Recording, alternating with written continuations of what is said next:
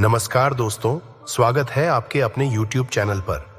Video शुरू करने से पहले अगर आपने अभी तक चैनल को सब्सक्राइब नहीं किया है तो सब्सक्राइब कर लीजिए और घंटी के आइकन को दबाएं ताकि आप हमारी नई वीडियो मिस ना करें।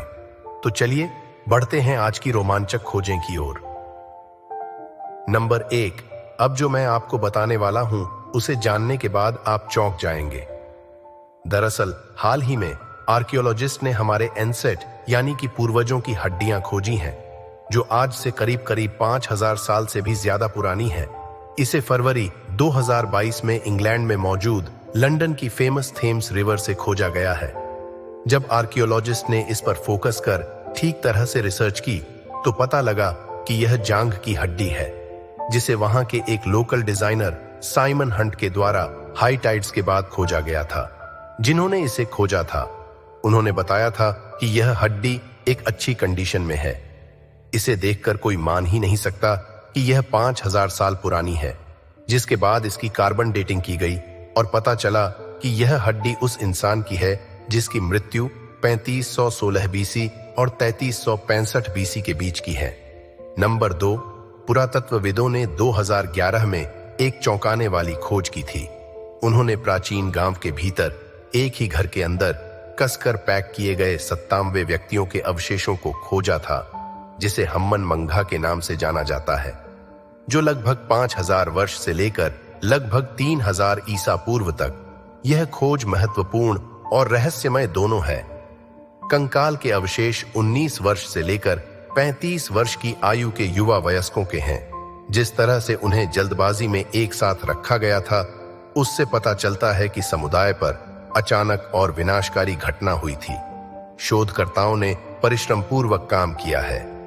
एक ही क्षण में जीवन की इतनी बड़ी क्षति किस कारण से हुई, इसकी जांच के लिए विनाशकारी आग या हिंसक हमले जैसे शुरुआती सिद्धांतों पर विचार किया गया, लेकिन अंततः सहायक सबूतों की कमी के कारण खारिज कर दिया गया।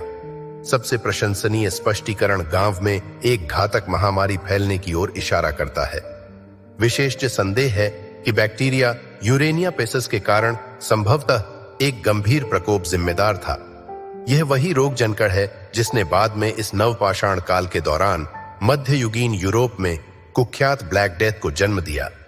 हामिन मंगा जैसे समुदाय पशुपालन और संगठित कृषि का अभ्यास करने वाले पहले लोगों में से थे। बड़ी मात्रा में अनाज का भंडारण संभवतः कृंतकों को आकर्षित करता है, जो प्लेग जैसी खतरनाक बीमारियों के वाहक माने जाते हैं। पालतू जानवरों के साथ निकट संपर्क से आबादी के बीच संक्रामक एजेंटों के प्रसार में और मदद मिल सकती है। यह दुखद घटना दिखाती है कि कैसे शुरुआती समुदायों को आगे बढ़ने की कोशिश करते समय बड़ी चुनौतियों का सामना करना पड़ा। उनके समाजों ने बसने और फसलें उगाने से गलती से एक ऐसा वातावरण तैयार कर लिया जहां घातक बीमारियां तेजी से फैल सकती थीं। नंबर 3, दोस्तों, रोमन के द्वारा बनाए गए आज सरवाइव कर रहे ज्यादातर फिगरिंग पत्थर से बने हुए हैं। लेकिन ऐसा नहीं है कि वह केवल पत्थरों से ही फिगरिंग बनाते हैं, बल्कि वह इसमें फिंगरीन बनाने में लकड़ी का भी इस्तेमाल करते थे, जिसका एक जीता जागता उदाहरण इंग्लैंड के बकिंघमशायर में रेलवे रोड के कंस्ट्रक्शन के दौरान खोजा गया। एक वुडन फिगरिंग है, यह दुनिया में खोजा गया एकमात्र लकड़ी से बना हुआ रोमन एरा का फिगरिंग है। जब इसकी जांच पड़ताल की गई तब पता लगा कि यह सरवाइव इसलिए कर गया क्योंकि यह पानी से दूर किसी जगह सुरक्षित था।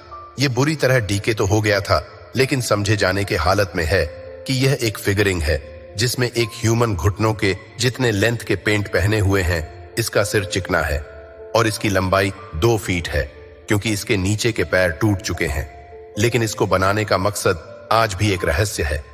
यह दुनिया में की गई अब तक की सबसे इनक्रेडिबल डिस्कवरीज में से एक है। नंबर 4, बीजांटिन साम्राज्य में कचरे की गंभीर समस्या थी। वे इतना अधिक कचरा पैदा करते थे कि इससे बड़े पैमाने पर बीमारियां और दुख फैलते थे। 5वीं शताब्दी में रोम के गोथों के हाथों में पड़ने के बाद यह साम्राज्य 1000 साल तक चलने वाले मूल रोमन साम्राज्य का अंतिम हिस्सा था। लेकिन 1453 में बीजांटिन साम्राज्य अंततः ध्वस्त हो गया।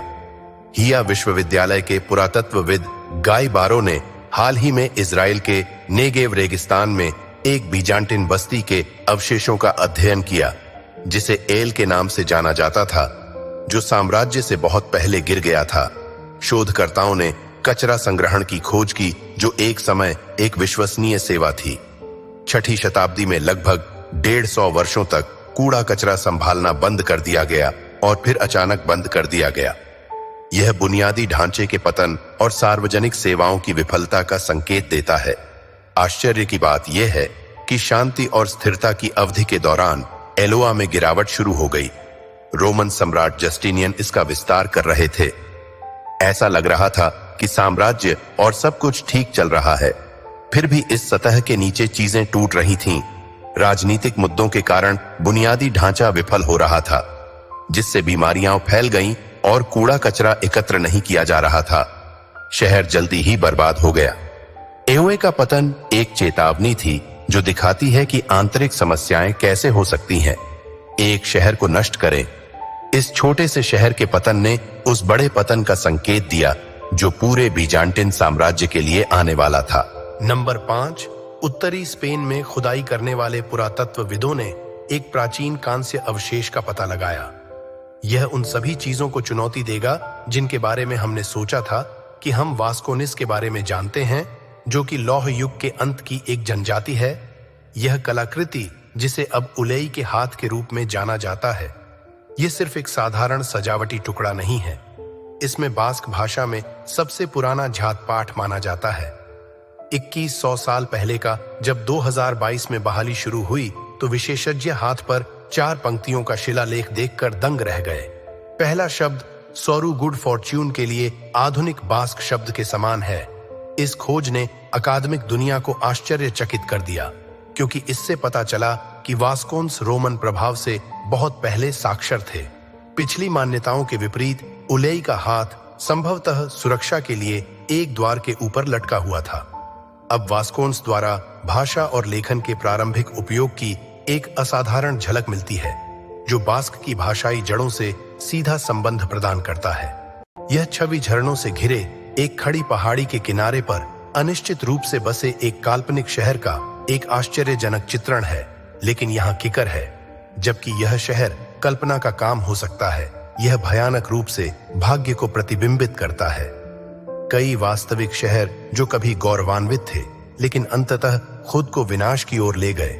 उदाहरण के लिए क्विक्विलो को लेते हैं।